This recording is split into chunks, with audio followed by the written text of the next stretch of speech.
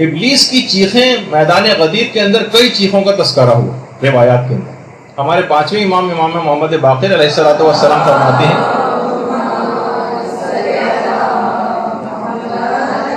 کہ ابلیس نے 4 مرتبہ جو ہے وہ فریاد جو ہے وہ بلند کی. پہلی فریاد تو اس وقت بلند اس نے کی کہ جب خدا کی طرف سے اس پر لعنت کی گئی. دوسری دفعہ اس وقت اس نے چیخ ماری کہ جب آسمان سے زمین پر اس کو بھیجا گیا. تیسری چیخ اس کی اس وقت ہے روایات کے اندر کہ جب پیغمبر اسلام کو مبعوث بہ رسالت کیا گیا. اور چوتھی اس غدیر خم کے اس اعلان سننے کے بعد شیطان نے ایک زوردار چیخ ماری جب مولا کو جانشین بنایا گیا. اور ایک روایت میں ایک اور مقام بھی کہ جب سورہ الحمد نازل ہوا اس وقت بھی شیطان کی ایک چیخ کا تذکرہ. پانچویں امام یہ فرماتے ہیں کہ جب پیغمبر اسلام نے امیر المومنین کے ہاتھ کو اپنے ہاتھ میں لیا اور جس وقت من کنت مولا ہو کہا،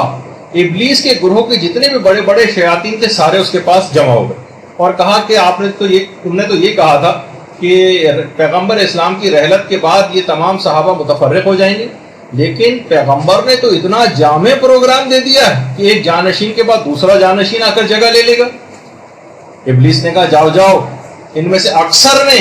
مجھ سے وعدہ کر لیا ہے کہ رسول کی کسی بات کا اقرار نہیں کریں گے اور مجھ سے کیے گئے وعدے سے پیچھے نہیں ہٹیں گے. منافقین شیطان سے باقاعدہ وعدہ کر چکے تھے کہ ہم پیغمبر اسلام کے اس قول و اقرار کو نہیں مانیں گے اور ان سے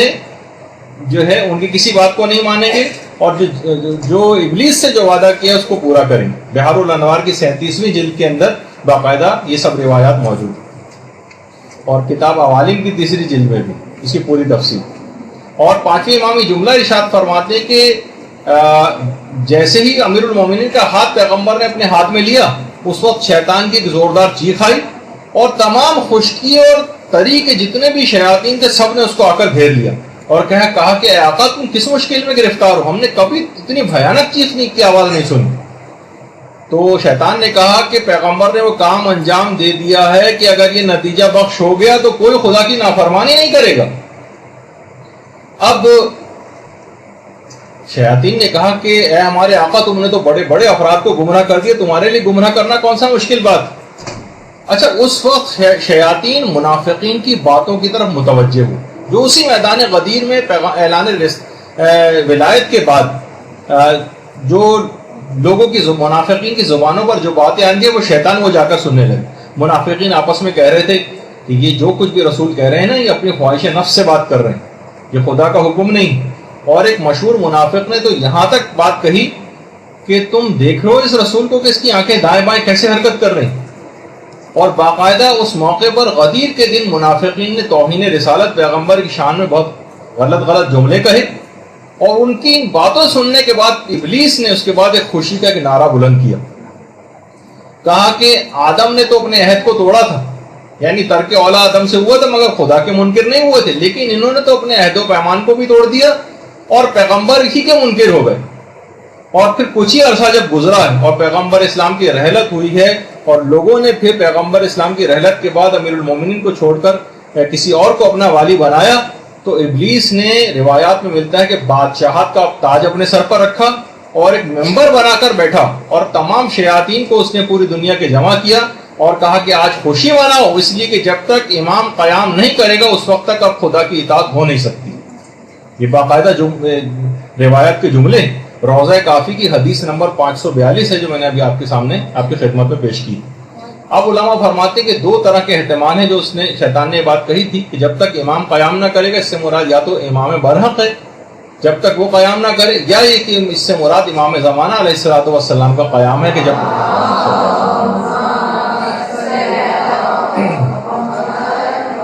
جب تک وہ قیام نہ کرے جب تک کہ خدا کی اب اطاعت ہو نہیں سکے گی. اور ایک اور روایت میں ہمارے چھٹے امام جعفر صادق علیہ الصلوۃ والسلام فرماتے ہیں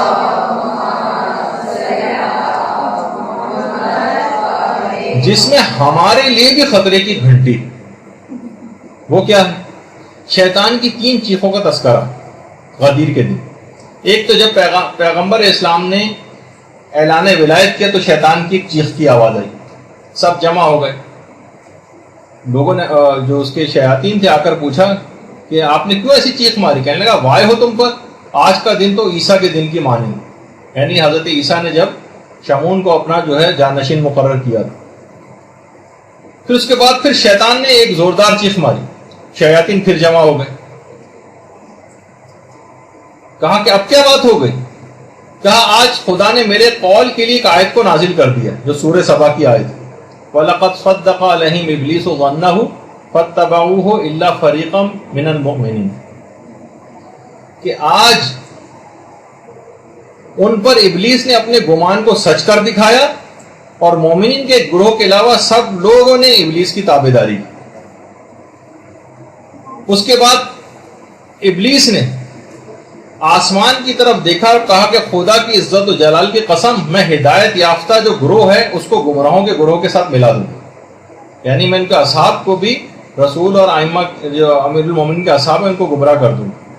اچھا، پیغمبر اسلام جو اس وقت شیطان کے تمام پروگرام سے واقف تھے، فوراً پیغمبر اسلام نے ایک اور آیت کی تلاوت کی کہ اِنَّ عِبَادِي لَيْسَ لَكَ عَلَيْهِمْ سُلطان، کہ میرے بندوں پر تیرا کوئی اختیار نہیں چلے۔ شیطان نے پھر ایک زوردار چیخ ماری، گروہ پھر جمع ہو گیا اور کہا کہ خدا کی قسم میں علی کے اصحاب پر تو تسلط نہیں رکھتا ہوں، لیکن میں بھی خدا کی عزت و جلال کی قسم کھاتا ہوں کہ میں گناہوں کو علی کے شیعوں کے سامنے اچھا بنا کر پیش کروں گا، تاکہ میں ان کا ارتکاب کروا کر تیری بارگاہ میں علی کے شیعوں کو مبغوض کر سکوں، ان کو عذاب دلوا سکوں۔ بہار الانوار کی جلد نمبر 37۔ یہ اب یہ سوچ لیجیے کہ گناہوں کا ارتکاب شیطان کے مشن کو کامیاب کر دے گا۔ اس نے کہا تھا کہ ٹھیک ہے میں علی کے مخلص اصحاب کے اوپر تو تسلط نہیں رکھتا ہوں، لیکن میں گناہوں کو اچھا بنا کر علی کے شیعوں کے سامنے ضرور پیش کروں گا اور ان سے ارتکاب کرواؤں گا۔ تو اب آپ کو فوراً کبھی کوئی ایسا موقع آ جائے زندگی کے اندر تو شیطان کی اس بات کو، اب اگر ہم نے اس کام کو کیا تو گویا شیطان کے اس مقصد کو ہم پورا کر دیں گے اور میدان غدیر کے اندر جو واقعہ پیش آیا تھا اس کے نتیجے کے برخلاف عمل کریں گے۔ تو بہرحال اچھا، اب بہار الانوار کی 37ویں جلد کے اندر ہے پورا واقعہ۔ اچھا، غدیر کے دن شیطان ایک خوبصورت بوڑھے کی شکل میں رسول خدا کے پاس آئے اور پیغمبر کے پاس آ کر شیطان نے ایک طنز کیا اور کہا کہ اے محمد صلی اللہ علیہ وآلہ وسلم،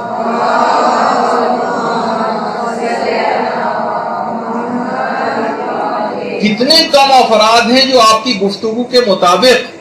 واقعی طور پر آپ کی بیعت کرنے والے ہیں، کتنے کم۔ برحمتك يا أرحم الراحمين